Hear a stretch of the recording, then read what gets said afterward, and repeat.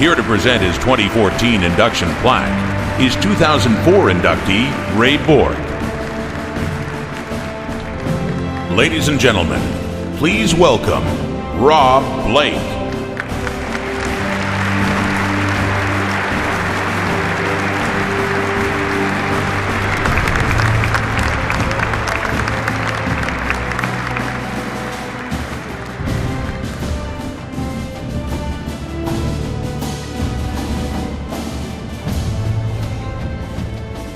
Wow, it's quite an honor, but it's funny, I'm watching that video and I hear Wayne say one of the things I did was hit the net, and little does he remember, I think it was maybe the first 2 or 3 games I played, he gave me a couple passes and I missed the net high on one-timers, and he nicely, calmly skated by me and said, you missed the net again, you're not getting the puck. So I took that with me, but anyway, first of all, I want to obviously thank the Hall of Fame Selection Committee, John Davidson, Pat Quinn, Kelly Massey for all your help, and I want to congratulate the other nominees, and Mike and Dominic and Peter, Bill McCreary, and the late Pat Burns. It's a tremendous honor to be going in with this group.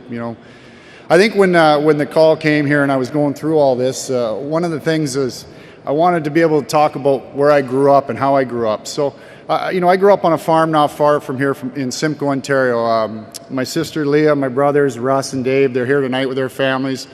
Were raised on the farm by my mother and father, and I believe today that the values and beliefs that I live by started on that, when I was young on the farm. And I remember a story, Sunday mornings we would load the car up and we would head to church. It was a nice day in the summer, and church would end, we'd come home and all the kids would be in the back of the car eager to start our Sunday day, and my dad would kind of lean over and he would say, it's a great day, let's go for a drive by the crops, and the kids would kind of roll their eyes, and sure enough, we'd pull by the fields, and I'd sit in the back seat and I'd see my mother and father looking out over the fields, and kind of a look of satisfaction, and I really didn't understand it then, and I think until I got older, I would come to the rinks early later in my career, and different kinds of times I would go out and I'd sit on the bench, and I'd look out at an empty ice rink at the empty seats before the crowd, and just look over on the ice, and I think I realized I was doing the same thing as my father, except I traded the fields for an ice rink. So thank you for showing me hard work, preparation, and what it can lead to. So one of the things I took pride in through my career was being a good teammate. I learned at an early age that family, friends, and teammates, you need to be there. They're going to be there for you. And I remember a story, I think it was 1988, and it was the NHL draft was taking place in Montreal. And, there's speculation that I could be drafted, so that meant another a road trip for our family. So we loaded up that same big car, and off to Montreal we went on the long drive. And somehow along the way I ended up having to drive, and, traffic was heavy, and I definitely wasn't paying attention. I was probably daydreaming about, what was going on in the future, and a car in front of me stops, so I pull up behind it and I stop, and as I do, there's a knock on my window, and I roll my window down, and there's this little guy with a French accent, and he starts yelling at me about the way I'm driving and using my brakes. So I quickly roll my window back up and continue to drive, and I didn't say a lot. There was quiet in my car. I think my dad mumbled something like, "You better be ready, son," and I wasn't really sure what was going on. And anyway, we continued driving another 10 or 15 minutes, and traffic's heavy again. The car in front of me stops, so I stop, and as I do, all the car doors on our car come open, and before I get the car in park, I finally step out, and there's my brother with the guy over the guardrail at the side of the highway. My dad's behind him, and my mom's yelling at anybody in their car. So I think right then and there I learned that family, teammates, friends are going to be there for us. So thank you for that too, Mom.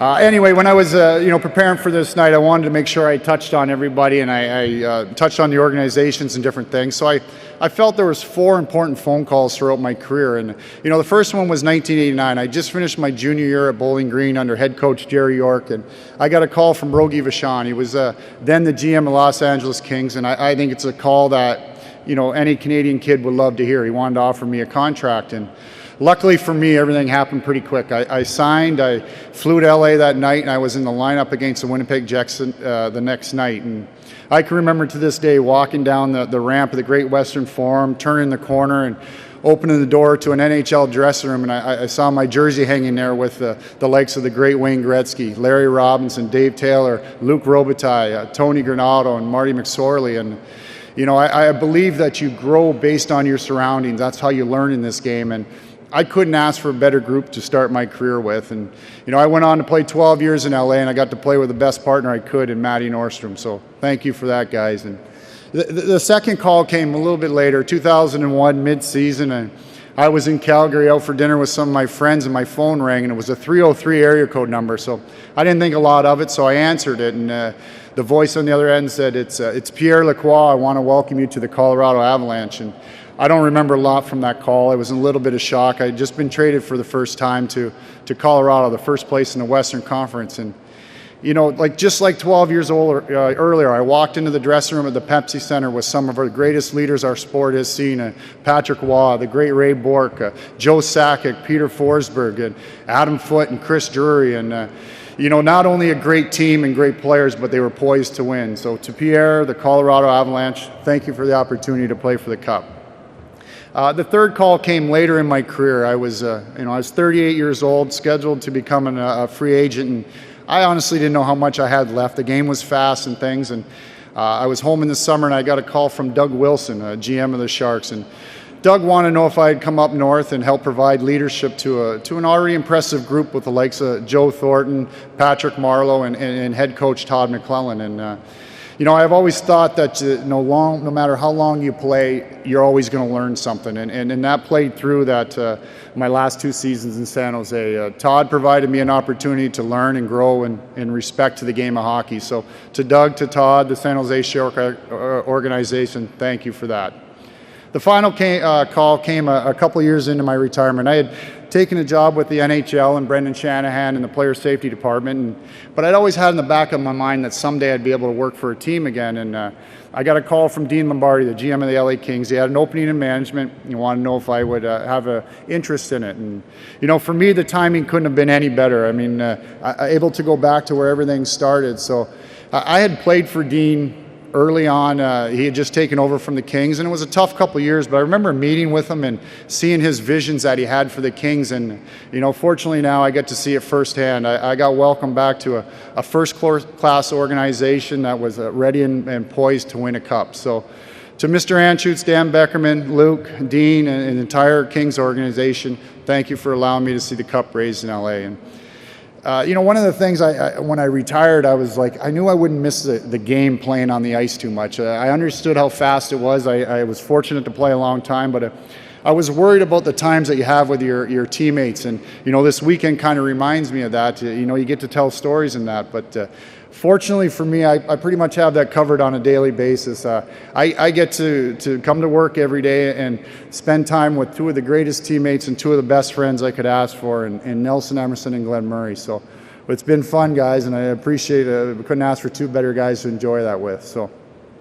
lastly, I want to thank my wife's family, Bob, Carol, Justin, Stephanie, and your families, and again my sister, my brothers, Russ and Dave and Leah, and my mom and dad. My dad turns 80 tomorrow, so happy birthday! It's a good little present for us. So anyway, thanks for your love, your support over the years, and lastly, I want to thank my wife, Brandy. You've been everything for me. You've been able to stay there at home and take care of everything. And the last couple days have been kind of funny. We come here, and so I have my son Jax, 13, my daughter Brooke, 11, and I have a 2-year-old Max. And Max didn't come with us tonight. We had a trial run last night, didn't go real well, so we left him home. But I've been watching her. She gets all dressed up, comes out, and last 2 days, and she runs around chasing him. He's breaking glasses and everything, but she never gets rattled or thrown off. So I think I've kind of taken a little bit of that from you guys. So a lot of times they take a back seat in situations like this throughout the season. They like to sit back and that, but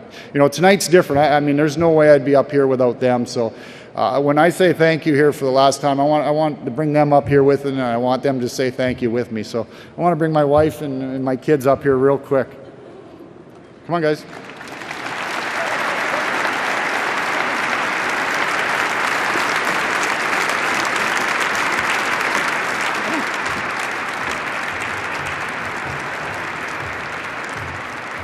So on behalf of my family, and like I said, I got a little guy Max at home, but Thank you to the Hall of Fame Selection Committee. Thank you to the National Hockey League. And thank you to everybody here. Honestly, this is the greatest honor I could ever imagine, and my family and I, we're glad to share it with you. Thank you very much. Good job.